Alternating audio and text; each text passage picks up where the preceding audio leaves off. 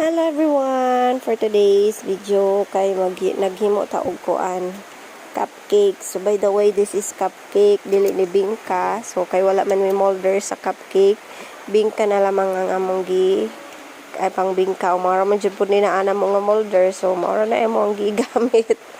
And ayan, naluto na siya. So this is murag strawberry flavor man ata ni siya, nakalimot ko kay ready mix naman ni siya, wala naman ni namo gimix. So butangan sa din nato og frosting and sprinkles kay for kuan man ni siya, birthday ni Baby Ash, and 4 kids ni siya. So para mas mo gwapa siya tanawon, ma-attract ang mga kids ug mahalin ning ato ang giluto, butangan nato og sprinkles. So maka-attract biya nas mga bata, mga tiguang ani murag dili na kay murag dili na parabi sa sweets, pa mga bata na lang.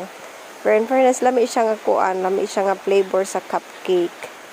And that's all.